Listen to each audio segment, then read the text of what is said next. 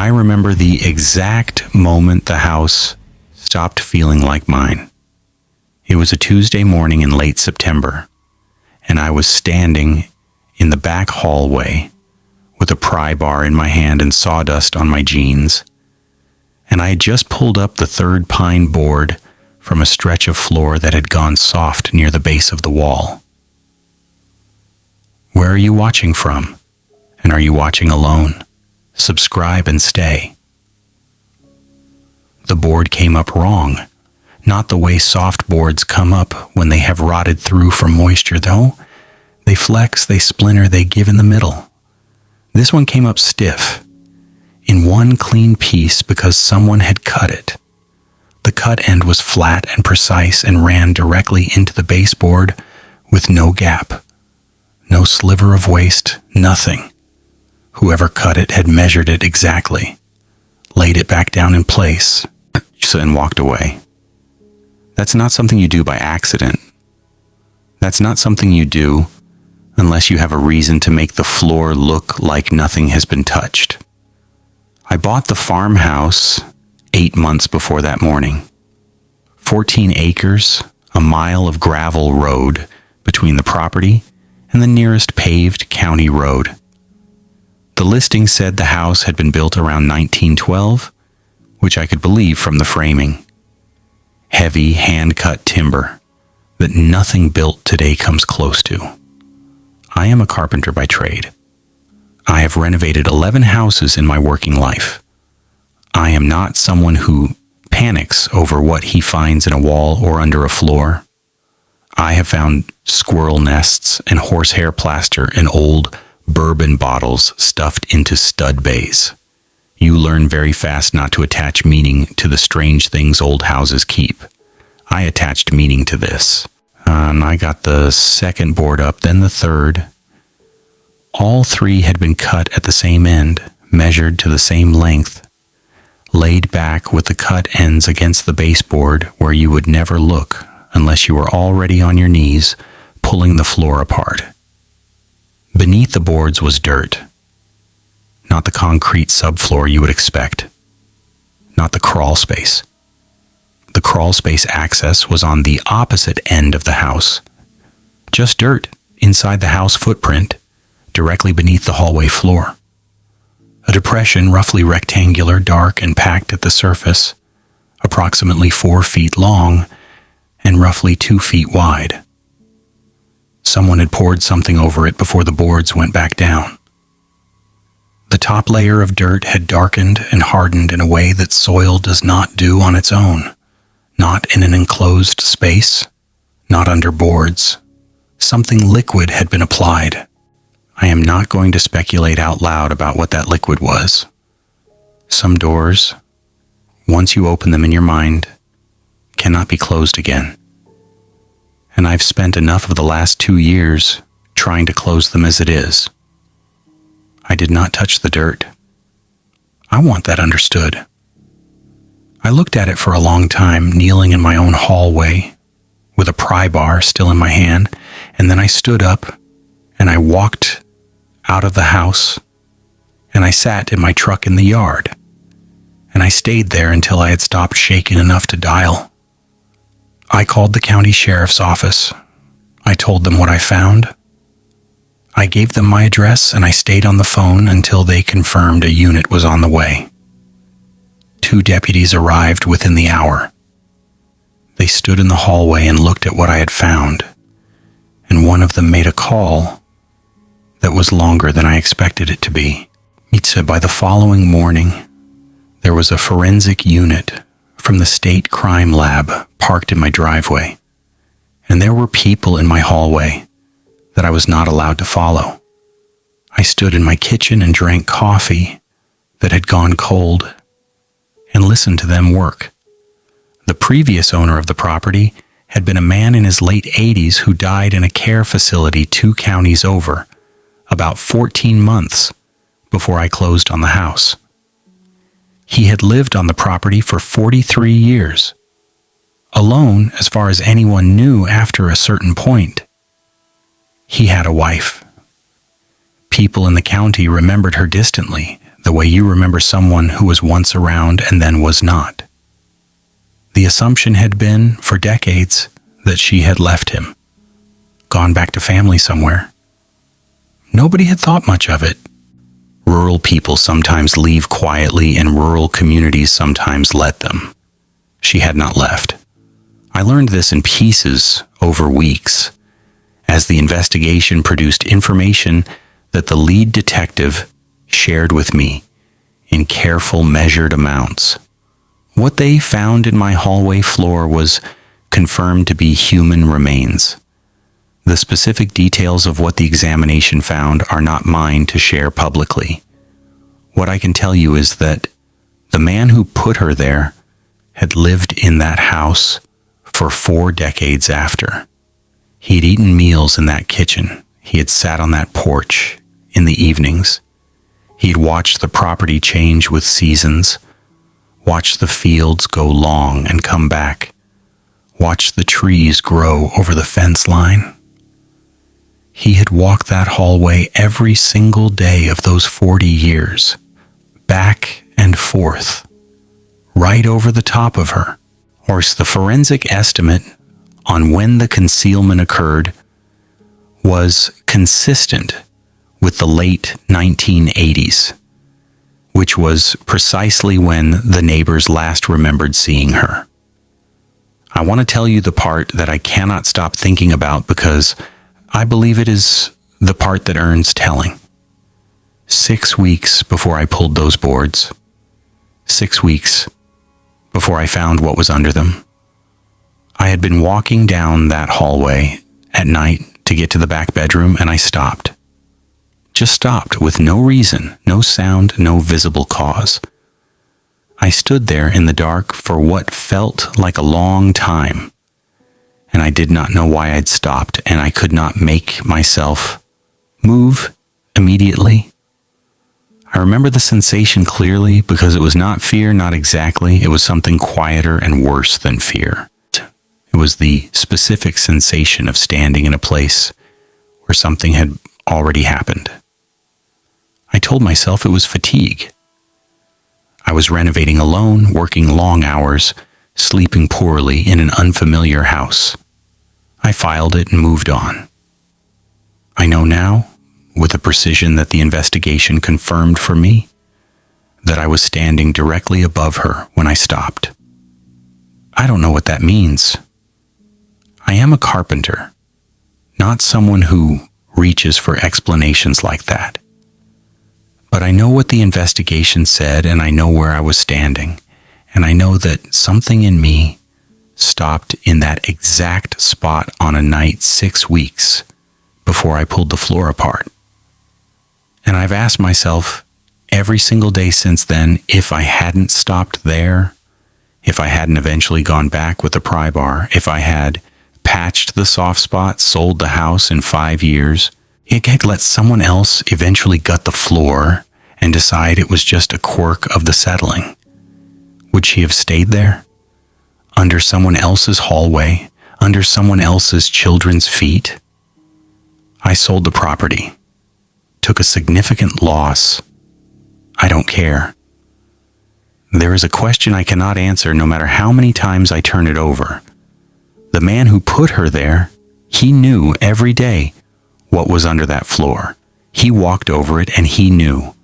And every single contractor who worked that house in 40 years, every neighbor who visited, every inspector who signed off on the property, every person who stood in that hallway and talked about anything at all, none of them knew. None of them looked down. He was counting on that. And for 4 decades, he was right. What the house keeps, it keeps with patience. That is the thing I cannot make peace with. And not the act itself, but the patience of the keeping. The 40 years of ordinary days stacked on top of what should never have been ordinary at all. There is a story I want you to hear next, told by someone who understands that patience better than almost anyone. Because the next discovery was not tucked under a floor. It was built into the bones of the house itself, poured in concrete, engineered to last. And it had been waiting in silence for decades before anyone with a tape measure thought to ask why the numbers didn't add up. My father-in-law has been in construction for 31 years. When he gets quiet on a job site, it means something is wrong. He got very quiet in my basement in the middle of a Saturday in October, standing in front of the eastern wall with his palm flat against the concrete. And that silence is the thing I come back to before anything else. Not what we found. The silence first. My wife and I purchased the farmhouse in the spring. It was a 2-story structure on about 6 acres, surrounded on 3 sides by fields that had gone back to scrub, and on the 4th side by a tree line, dense enough that you lost the road behind it within 30 yards. The property had passed through an estate. The previous owner, an elderly man, had died without close family, and an attorney had managed the sale. It had been vacant for 11 years before we bought it. The price reflected that. We knew going in that we were buying a project, not a home, and that there would be discoveries. Every old house has them. I want you to understand that framing, it's because it is the framing that kept me from asking certain questions earlier than I should have.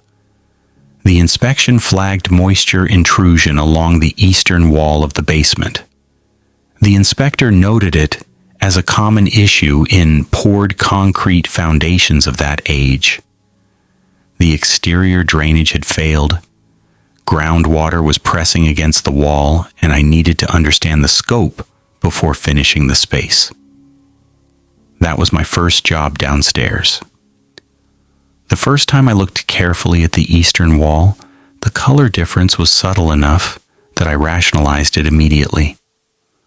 Old concrete is never uniform. Decades of moisture variation, temperature cycling, differential curing. It produces variation in color and texture, and I had seen it in other houses. One section of that wall, maybe 6 feet wide, running floor to ceiling, arc was slightly smoother and fractionally grayer than the surrounding pour. I filed it as a patch. Moved on. 3 weeks later, I was sketching the basement layout on graph paper, mapping dimensions for planning purposes, and the numbers did not add up. The basement measured east to west, approximately 4 feet shorter than the footprint of the house above it should have allowed. I checked it twice with a tape. I checked it from multiple anchor points. The discrepancy was consistent, and it placed itself precisely at the eastern wall, at the section where the color changed. I called my father-in-law on a Sunday evening. He drove out that Saturday morning, and he stood in front of that wall with his palm flat against the concrete, and he was quiet for a long time. Then he told me the original sections of the wall were backed by earth. You could feel the density of it in the resonance when you pressed. The smoother section, the 6-foot addition, was backed by air. He said it plainly without alarm, the way a man with 31 years in construction states a structural fact. We rented a concrete saw from a tool shop 40 minutes away. I remember loading it into the truck and driving back, and I remember that neither of us talked much during the drive. I don't know what he was thinking. I was telling myself it was a utility space, an old cistern, a cold storage room that a previous owner had sealed off for some reason and the attorney hadn't known to disclose. The saw cut through the section in under an hour. We pulled the first piece of concrete out and set it on the basement floor, and the air that came through the gap was cold. Not the ambient cold of a basement. Something more concentrated, more still. The cold of a space that had been sealed for a very long time and had settled into its own unchanging temperature. My father-in-law shone a flashlight through the gap before we'd cut enough to see clearly, and he didn't say anything. He just widened the cut without comment and pulled another section out. When the opening was large enough, he handed me the flashlight and stepped back. He sat down on the basement stairs. I understood, in the way you understand certain things without being told, that he was not going to be the one to look. The room behind the wall was approximately 10 feet deep and 8 feet wide. The floor was poured concrete. The walls were cinder block, original to the structure, or there were no windows. There was a single light fixture in the ceiling, a bare porcelain socket. No bulb, wired into the house's electrical system, with a switch mounted just inside the opening, at what would have been the doorway before the concrete was poured. Someone had wired this room into the house and then sealed it behind a concrete wall and then built the house's finished basement in front of that wall. Along the far wall, 3 wooden shelves. On those shelves, items I am going to describe with only the precision required to communicate the weight of what we found and no more. There were tools, not construction tools, tools whose purpose I recognized and whose presence in a sealed room in the basement of a house that had been sold through an estate, vacant for 11 years, made me set the flashlight down on the concrete floor and back away from the opening. There were also photographs, a large quantity of them, loose, stacked face down on the lowest shelf. I did not turn them over. My father-in-law from the stairs said, "Do not touch anything and call the police right now," and his voice was the flattest I had ever heard it. The sheriff's department arrived. The state crime lab was called. The investigation that followed took 11 days, and during those 11 days, my wife and I stayed in a motel while investigators processed a room that had existed inside our house without our knowledge. Here is what the investigation established and what I have been told I can state. The concrete wall had been poured from inside the room. The person who sealed that room had built the form, poured the concrete, and finished the surface from within the space, then exited through an opening they left at the top near the ceiling joists before filling it in last. This is not a simple thing to do. It requires planning. It requires material. It requires time. It requires the specific intent to create a room that cannot be found by anyone who doesn't already know it is there. The electrical wiring had been run before the concrete wall was poured, which means the room was operational, lit, accessible, in use before it was sealed. The estate attorney had no knowledge of the room. The previous owner's records showed he had lived in the house for over 20 years before his death. The room showed evidence of use across an extended period. The photographs were taken as evidence, and I was told I would not be informed of their content as part of the active investigation. I have not been informed of their content. The investigation remains, as of the last communication I received, ongoing.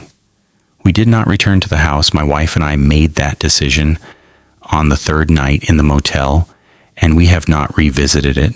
The property was returned to the estate attorney and has since been relisted. I do not know if the disclosure documents mention the room. I hope they do. I hope whoever reads them understands what it means that someone chose to build that space instead of finding any of the 1,000 other things a person can do in a life. He chose to build it. He ran the wire. He poured the concrete. He sealed himself out of it and then lived above it for 20 years and died in the house while it sat beneath him.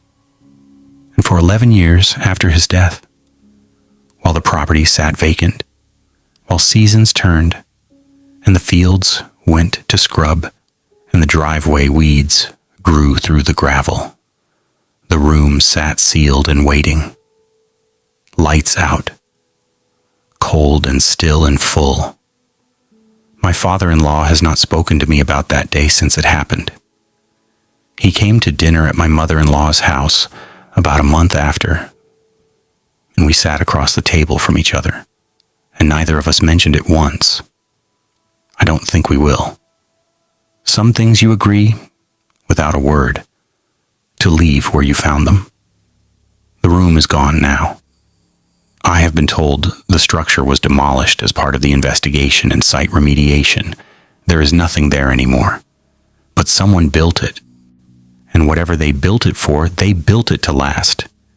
They built it to outlive them. They built it to outlive the question. And for 30 years, it did exactly that.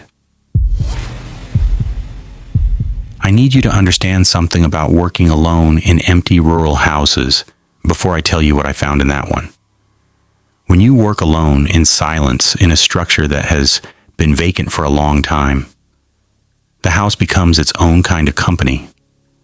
You learn its sounds, the way the wind moves through a particular gap in the fascia, the way the furnace ticks through its startup cycle, the way the floorboards on the second landing shift when the temperature drops in the afternoon.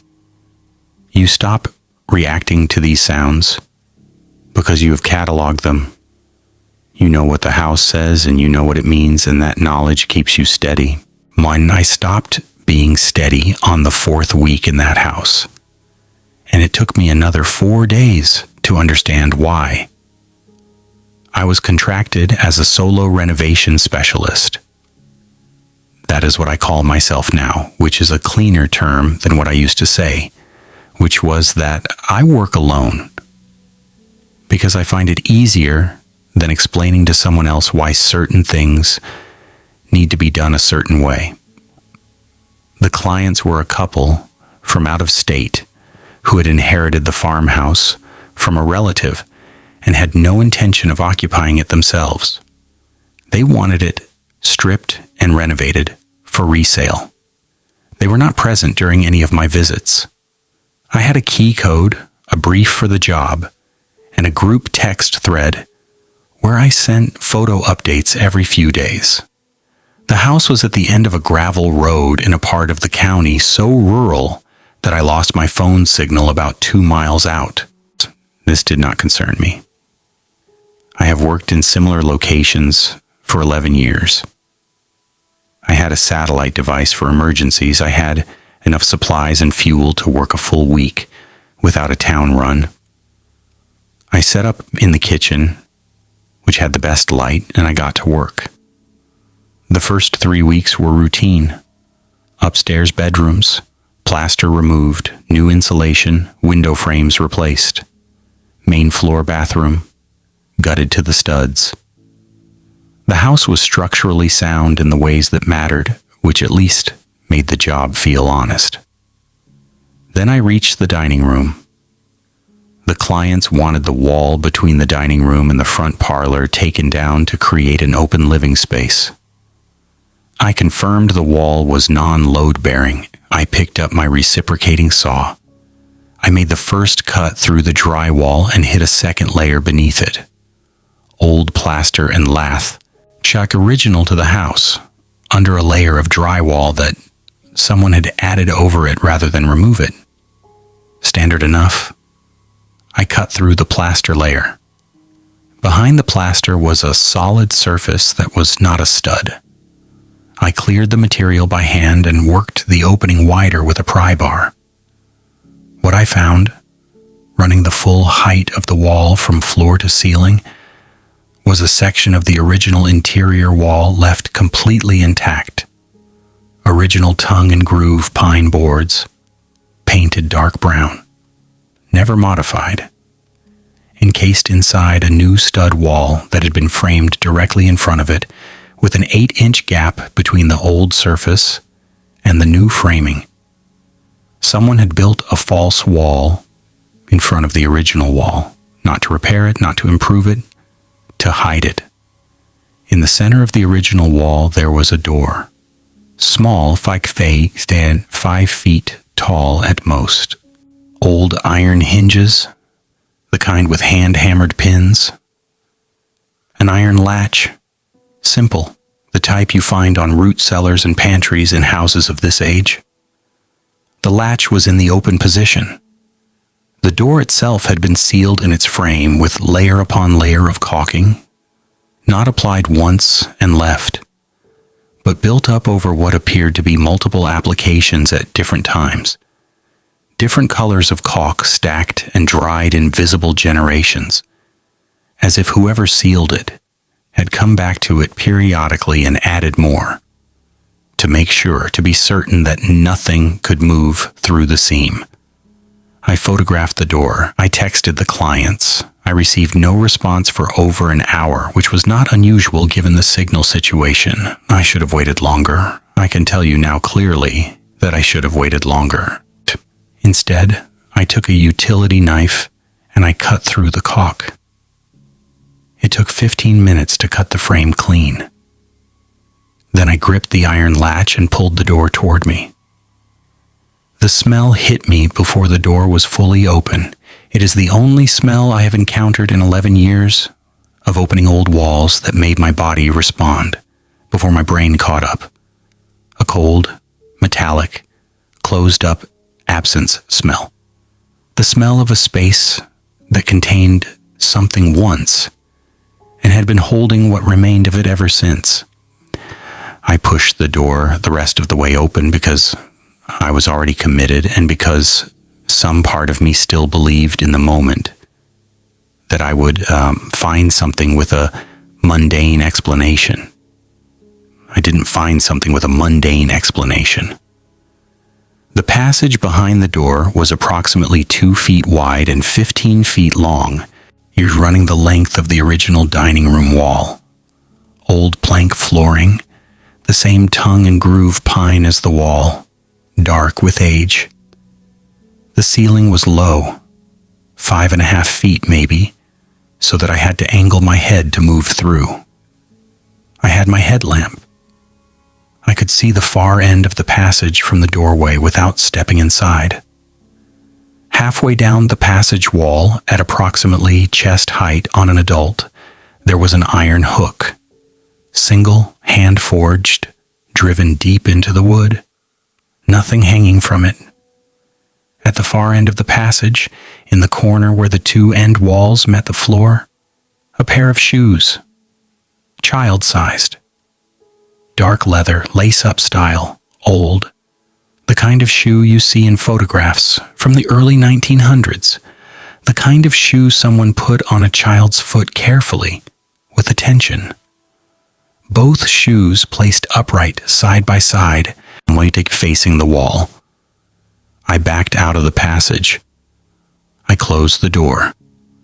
I walked through the house and out the front, and I sat in my work truck, and I called 911 on the satellite device because I had no cell signal. It took me 3 attempts to explain to the dispatcher where the house was. The sheriff's department sent 2 deputies. They called in the county detective.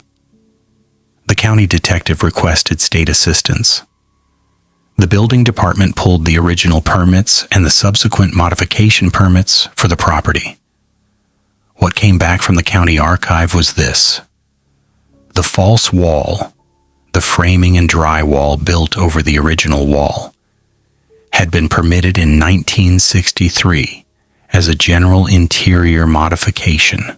The contractor of record had died in 1977. The passage itself appeared on no permit, no blueprint, no record of any kind. It was original to the house, which the county assessor estimated was built around 1904. And it had been enclosed, the original wall faced over sealed, in 1963. 60 years. That passage had been sealed for 60 years before my pry bar opened the wall. The shoes are in evidence. I have been told they are consistent in manufacture with the early 1900s. Beyond that, I was not given further information, and I did not ask for it because I have found that there is a specific quantity of information about certain things that a person can hold before it changes something in them permanently, and I was already at that quantity. I finished the job. I am not proud of that, but I needed the contract. And the clients asked me to continue, and I told myself, and still tell myself, worse, that the space had been fully processed and there was nothing left. I installed the new flooring over the place where the door had been. I framed the open plan living space. I painted the walls a neutral color that the clients had selected from a sample card and emailed me. I worked with my headphones in, and I didn't look at the area where the original wall had stood unless I had to. What I cannot resolve is the hook. Because in a passage that narrow, in a passage with no light and no ventilation and no legitimate purpose, an adult standing inside would have been standing in total darkness, approximately 2 feet from the sealed door, with something hung from that hook at chest height, and children's shoes on the floor at their feet. Someone stood in there, in the dark, on the inside of a sealed door, with a child. I don't know for how long. I don't know how many times. The investigation is, as far as I have been told, ongoing, though I have not received an update in over 8 months. And at this point, I do not expect one. The house was sold. It was listed again about 4 months after the investigation cleared the site. It sold quickly because it was priced well and the renovation work was good. I did good work. I always do good work. I don't know what was disclosed to the buyers. I hope they know what was in their wall. I hope when they walk through that living room, they understand what is under the floor, where the seam is. But they probably don't. And whoever buys it after them probably won't either. That is how these things work. That is how they have always worked. You seal the door, you build over it. Like you permit the wall as a general interior modification, and the contractor of record dies before anyone thinks to ask questions. And 60 years later, someone like me comes in with a pry bar and a client brief and opens the wrong wall. That hook has been empty for 60 years. Whatever was hung from it is long gone. But the hook is still there in my mind. It will always be there. Chest height, driven deep, built to hold. This is the one I've not told in full before. I've told parts of it. I have said enough to satisfy people who ask, and not enough to carry the actual weight of it to someone else. Tonight, I am going to try to carry the actual weight of it because I think it is the kind of story that needs to be told completely or not at all. And I am tired of carrying it alone. We bought the farmhouse in early April. My husband Callum, our daughter Wren, who was 8 at the time, and me. We had been looking for over 2 years. We wanted land, isolation, a project, a place that felt like it belonged to us in the specific way that a house can only belong to you when you have worked it with your own hands. The property was 22 acres at the end of a county road, so rural that the county had stopped maintaining the last half mile of it sometime in the 1990s. The house was a 2-story farmhouse built in the early 1900s with a detached equipment shed, a collapsed greenhouse frame, and a root cellar accessed through a trap door in the back of the kitchen pantry. The price was low enough that we asked why. The real estate agent, a man named Dorset, who wore the same corduroy jacket every time we met, said the house had been sitting vacant for 7 years and needed significant work, and that rural properties in that county moved slowly. He said the previous owners were a family who had lived there a long time and had moved on, as families do. He said it in a way that closed the subject. We should have reopened it. The root cellar was the first thing Callum went to assess after we took possession. The trapdoor had swollen in its frame and needed to be pried up. He went down with a work light on an extension cord and came back up 10 minutes later and said it was dry, which was the main thing, and larger than expected, and that it still had the original shelving in place. He said the north wall was concrete, newer than the stone on the other 3 sides, probably a foundation repair, but solid. He said solid. We moved in by May.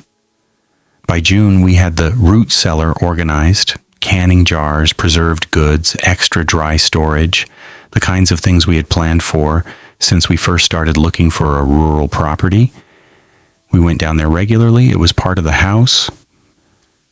Wren stopped going into the pantry in July. She didn't announce it. She just stopped going in there to get her own things, which she had been doing independently since she was 5. She didn't explain it when I asked. She said the floor felt strange. I asked her to describe strange. She looked at me for a moment and said it feels like the floor is watching.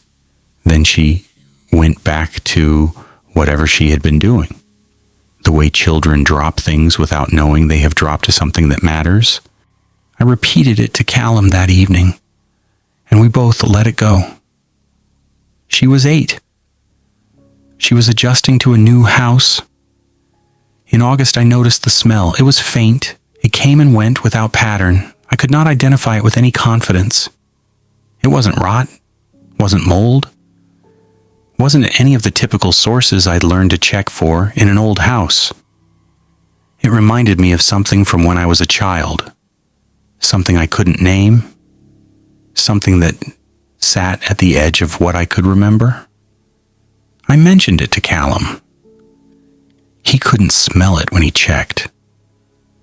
We attributed it to the old pantry boards, maybe a mouse issue in the wall, and I told myself I would get to it when we had the kitchen in better order. I did not get to it.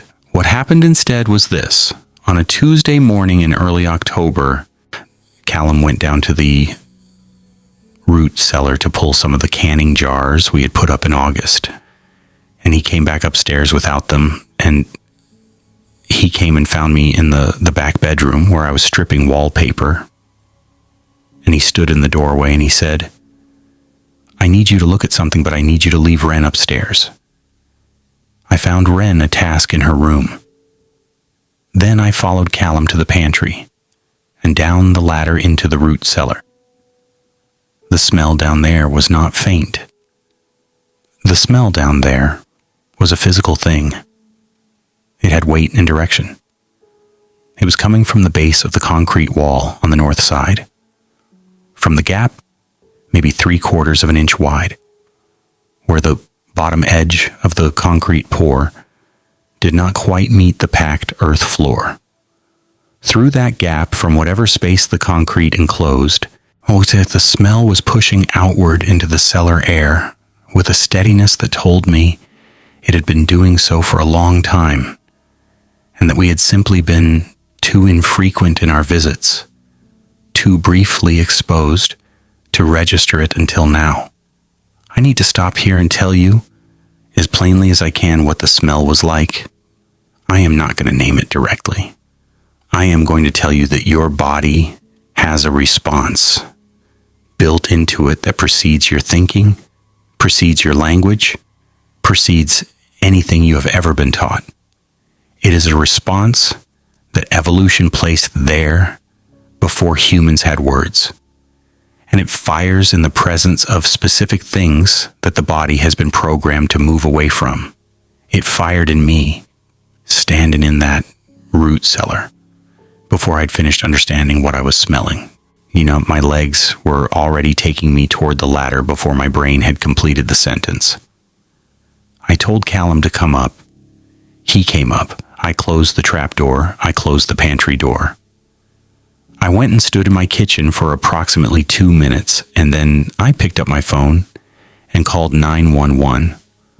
I told them I needed a welfare check, and I told them I needed someone to assess a possible structural hazard in a root cellar, and I told them I was at the property address and I needed them to come now.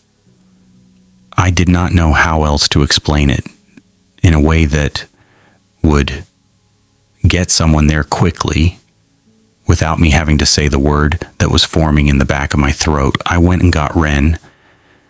I told her we needed to go to the car for a while.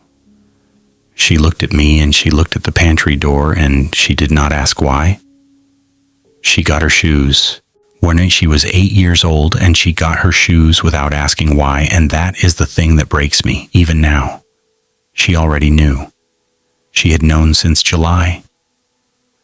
The floor was watching, she had said. The floor was watching. The deputies arrived in 20 minutes. They went down into the root cellar. They came back up within 3 minutes. And one of them made a phone call that lasted a long time. They asked us to leave the property. We drove to a gas station 4 miles away, and Callum bought coffee in a juice box for Ren. And we sat in the car in the parking lot, and I could not make myself speak. The investigation lasted 9 days. The lead investigator, a woman named Holst, called me on the 3rd day to tell me they had begun work on the concrete wall. She called on the 6th day to tell me they had breached it. She called on the 8th day to tell me that what was found behind the concrete was being processed and that she would have more information for me shortly. She did not tell me on that call what had been found. I did not ask her to. I was in a motel room with my husband and my daughter, watching my daughter draw pictures of our house at a desk by the window.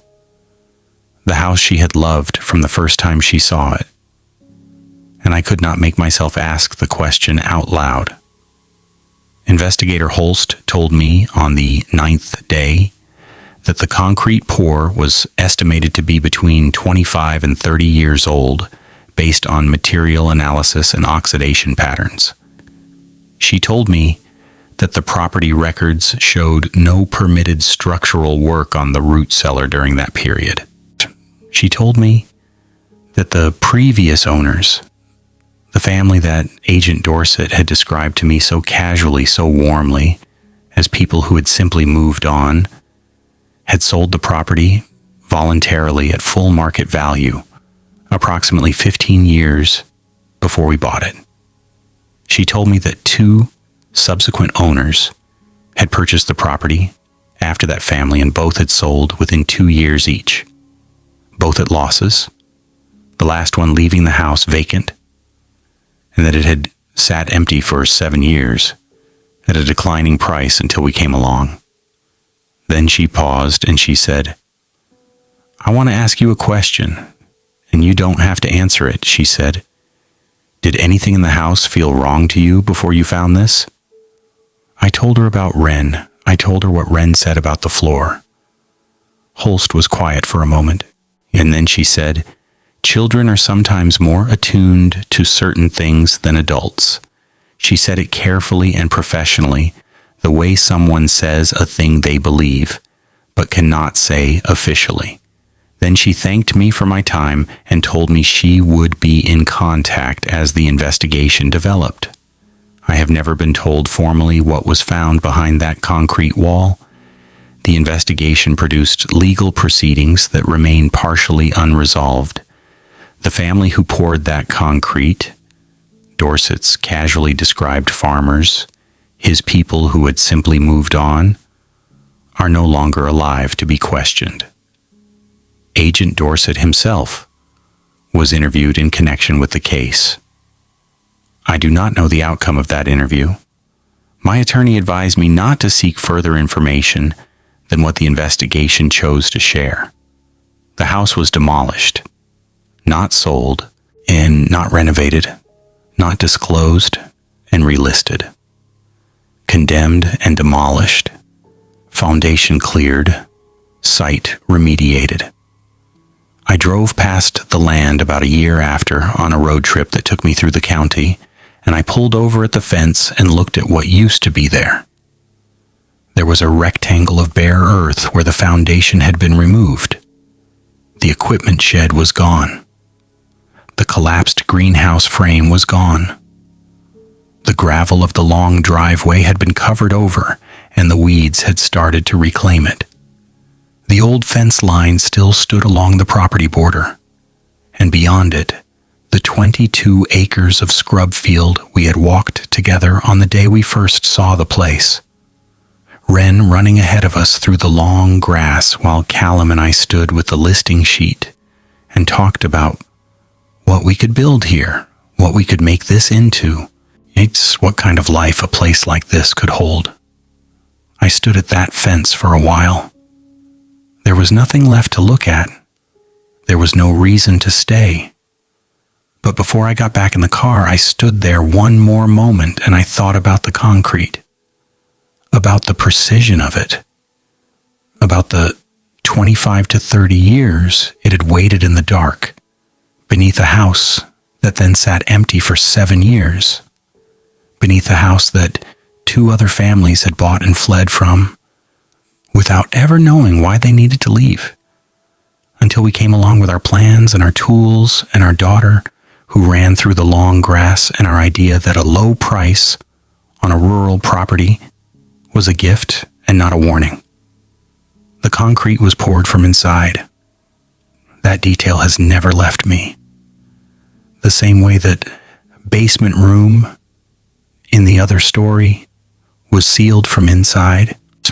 Whoever built these things chose to work inward, to seal from the inside out, to make the outside of the house look ordinary and keep everything that was wrong pressed in tight against the center where no one would think to look, where no one would look unless they pulled up the wrong boards or measured the wrong wall or knelt down close enough to a gap in the concrete to catch a smell that their body understood before their mind did, where no one would look unless their 8-year-old daughter stood in a pantry doorway one day in July and said the floor is watching, and the mother filed it under childhood imagination, and the weeks passed and October came. Wren is 11 now. She does not talk about the house. She does not talk about that year. She is healthy and bright, and she has a good life, and we have worked very hard to make sure she carries as little of that time as possible. She does not go into pantries readily. She does not like the sound a floor makes when it is hollow underfoot. She cannot tell you why. We don't tell her why. I carry it instead. I carry the smell, and I carry Holst's paws on the telephone, and I carry Wren's shoes on the floor of that motel room, and I carry the rectangle of bare earth where a house used to stand, and I carry the question that none of this has answered, that none of it will ever answer, no matter how many investigations conclude and how many legal proceedings resolve. How many houses have concrete walls that no one has measured yet?